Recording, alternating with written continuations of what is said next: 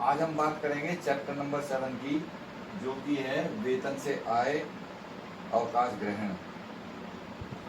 जब कोई व्यक्ति सेवा में रहता है तो उसे वेतन, लाभ और अनुलाभ, भत्ते सब मिलते हैं। लेकिन जब कोई व्यक्ति अवकाश ग्रहण कर लेता है अथवा उसकी मृत्यु हो जाती है अथवा उसे नौकरी से निकाल दिया जाता है या वह खुद नौकरी छोड़ देता है, तब उसे कुछ लाभ प्राप्त होते हैं जिन्हें वेतन के स्थान पर लाभ कहते हैं। उनमें नंबर फर्स्ट है आपका ग्रेच्युटी। ग्रेच्युटी यदि सरकारी, अर्ध सरकारी, स्थानीय सत्ता अथवा निगम के कर्मचारी हैं, अगर ऐसे व्यक्ति ग्रेच्युटी की राशि प्राप्त करते हैं तो उनके लिए संपूर्ण राशि कर मुक्त होती है, अर्थात उनके लिए आपको कैलकुलेशन करने की आवश्यकता नहीं है, पूरी राशि क्या होगी, कर मुक्त। अन्य कर्मचारी अगर हैं, इनको छोड़कर अन्य कर्मचारी हैं, तो उनके लिए हमें ये देखना होगा कि क्या ऐसे कर्मचारियों पर ग्रेच्युटी भुगतान अधिनियम 1972 लागू होता है या नहीं। तो पहले हम बात करते हैं ग्रेच्युटी भुगतान अधिनियम 1972 जिन व्यक्तियों पर लागू होता है वो किसके अंतर्गत आते हैं, धारा 10(10) सेकंड के अंतर्गत वो आते हैं। ग्रेच्युटी भुगतान अधिनियम कहाँ लागू होता है, जहां पर किसी व्यापारिक प्रतिष्ठान में 10 या 10 से अधिक व्यक्ति काम करते हैं तो वहां पर अपने आप ग्रेच्युटी भुगतान अधिनियम लागू हो जाता है।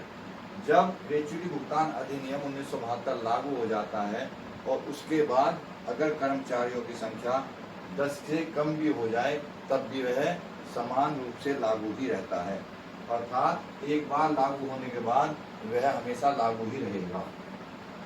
इस स्थिति में हम ग्रेच्युटी की कर मुक्त राशि कैसे निकालेंगे, इसमें नंबर आपको 3 कैलकुलेशन करनी पड़ेगी। नंबर फर्स्ट ग्रेच्युटी की वास्तविक प्राप्त राशि, नंबर सेकंड नौकरी के प्रत्येक संपूर्ण वर्ष के लिए वेतन के आधार पर 15 दिनों का वेतन, नंबर थर्ड 20 लाख रुपए, ये अधिकतम सीमा है 20 लाख रुपए।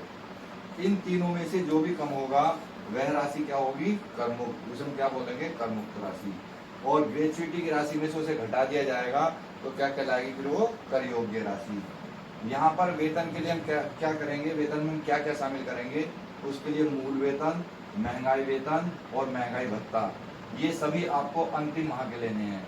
जब वो रिटायर होगा कर्मचारी तब जो उसे मिल रहे होंगे उनकी कैलकुलेशन करनी है।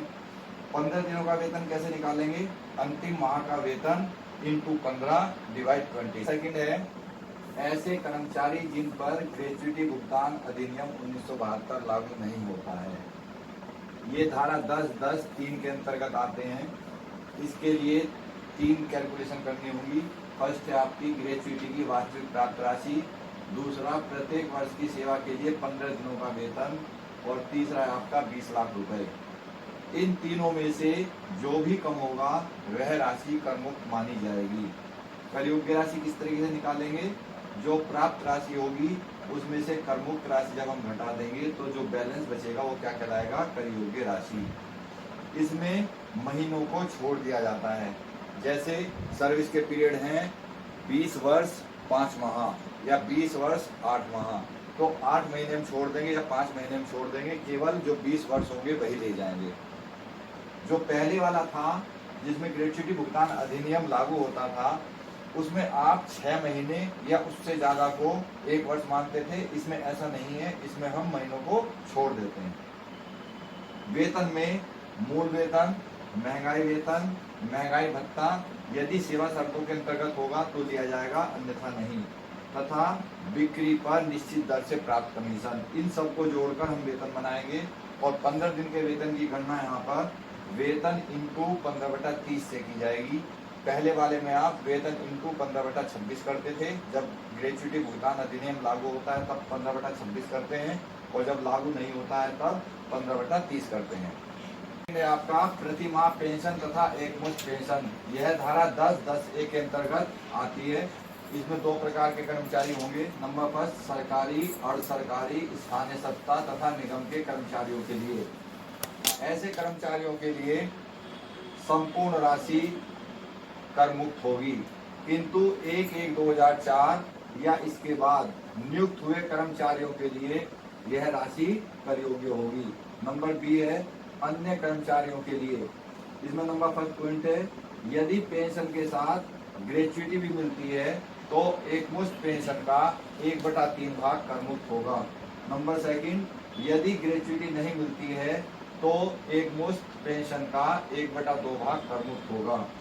प्रतिमाह पेंशन सभी प्रकार के कर्मचारियों के लिए कर योग्य होती है, चाहे वे सरकारी हो या वे प्राइवेट सेक्टर के हों। एक मुश्त पेंशन कैसे निकालते हैं?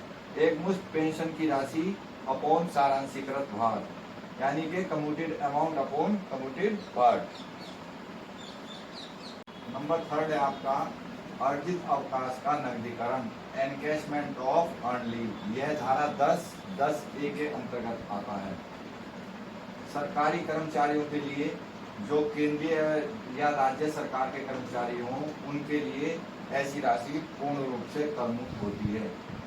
गैर सरकारी कर्मचारियों के लिए नंबर फर्स्ट है वास्तविक प्राप्त राशि, नंबर सेकंड है अवकाश ग्रहण से ठीक पूर्व के 10 माह के औसत वेतन के आधार पर 10 माह का वेतन, नंबर थर्ड है ना ली गई छुट्टियां इनटू वेतन, नंबर फोर्थ है अधिकतम सीमा 3 लाख रुपए। उपरोक्त चारों में से जो भी कम होगा वह राशि करमुक्त होगी। कर योग्य राशि कैसे निकालेंगे? प्राप्त राशि माइनस करमुक्त राशि बराबर क्या होगी? कर योग्य राशि। वेतन बराबर क्या होगा? वेतन में मूल वेतन, महंगाई वेतन, महंगाई भत्ता यदि सेवा शर्तों के अंतर्गत है, तथा बिक्री पर निश्चित दर से प्राप्त कमीशन को शामिल किया जाएगा।